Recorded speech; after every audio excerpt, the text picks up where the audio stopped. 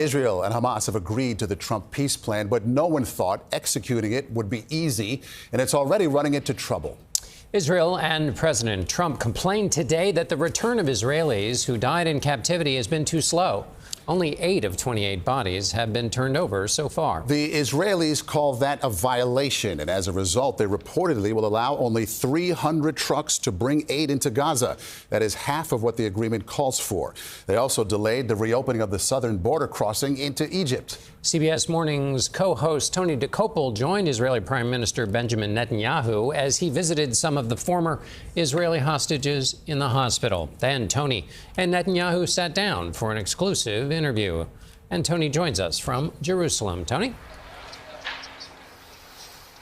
Hey, good evening. We're just back from that visit. The hospital band's still here on our wrist, and we witnessed as the Prime Minister and First Lady met with 5 newly released Israelis, hearing at length and often with trembling emotion about their time in Hamas captivity.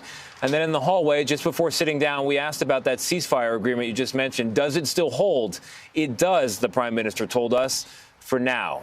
Tony from CBS. After a quick meeting in the hallway, the Prime Minister and his wife Sarah allowed us to join them as they visited late into the night here with the now intact families of 5 Israeli hostages, before sitting down with us for his first interview since winning their release. Mr. Trump says the war is over, but clearly the war is not over. The IDF is deployed to sections of Gaza still, and Hamas is still on the streets of Gaza. How can you say the war is over? Well, we agreed to give peace a chance. We agreed that we should, the conditions in his 20-point plan are very clear. It's not only that we get the hostages out without getting our military out, but that we would subsequently have both demilitarization and disarmament. They're not the same thing. First, Hamas has to give up its arms. And second, you want to make sure that there are no weapons factories inside Gaza. There's no smuggling of weapons into Gaza. That's demilitarization. We agreed that that's part of the plan. And we also agreed, okay, let's get the first part done. And now let's give a chance to do the second part peacefully, which is my hope. But if not, I think I heard the president speak tonight. He said, listen, they better do it, or, how can I speak for him? He said, all hell breaks loose, okay? Well, I hope it doesn't. I hope we can do this peacefully. Take me into the future. Paint me a picture of when this is over. What will it take for you to say it's done and we've won? Well, I think that for the foreseeable future, not only for Israel, but for the free world and for the civilized world, you have to maintain your ability to defend yourself. Because freedom is not permanent, nor is it automatic. If you cannot defend free societies, they will be overtaken by authoritarian or totalitarian regimes. There's no other way. It sounds like 100 years with the sword is going to be another 100 years. No, I think not. I think not. I think, in fact, that I think that the way you purchase peace is through strength. I made peace with 4 Arab states, with President Trump, when everybody said it's not going to happen. Netanyahu doesn't want peace. I made 4 historic peace agreements in 2 months with people who had shown me that they really want peace with us. And I'm telling you now that we have an opportunity to broaden that peace. Following the chain of victories, it's not yet finished, but it's getting there. I hope it'll be there very soon and very peaceful, I hope.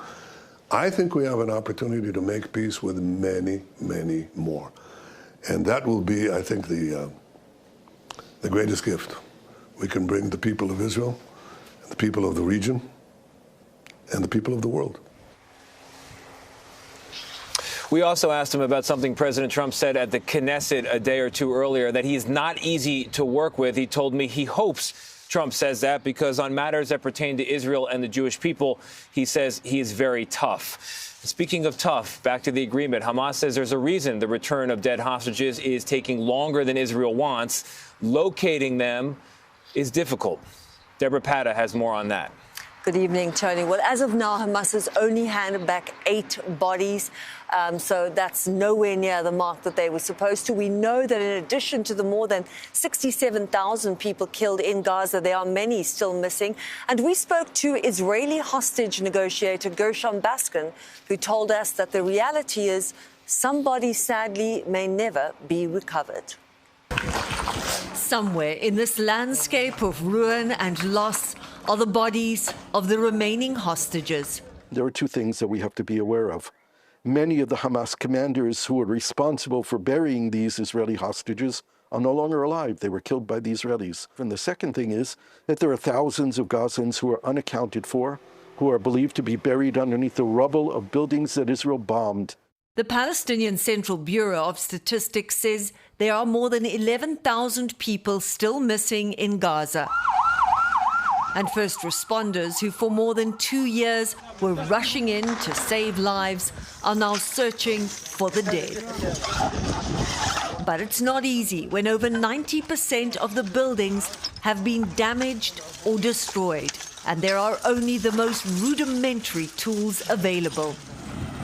Every day, the Red Cross brings remains to the morgue, where Palestinians hope to find their loved ones. My heart will be so relieved, said Rashmia Kudea. I've been waiting so long for my son. The families of the hostages know the agony of that wait, and they are furious at how few bodies have been returned. But it was always understood the recovery process would take time. When I brought this to the attention of Mr. Witkoff last night, I told him this is going to be an issue. The Israelis are already screaming that Hamas is breaching the agreement. Witkoff said to me, we will not allow that to happen. Now, in retaliation for the failure of Hamas to release more bodies, Israel has reduced the number of aid trucks allowed to enter Gaza. And, Tony, that is according to the United Nations. Debora, thank you very much. Appreciate it. John and Maurice, as I toss back to you, we had much more in that conversation with the Prime Minister of Israel, Benjamin Netanyahu. That'll be tomorrow on CBS Mornings. Okay, Tony and Debora, many thanks to you and your teams there in Jerusalem and Gaza.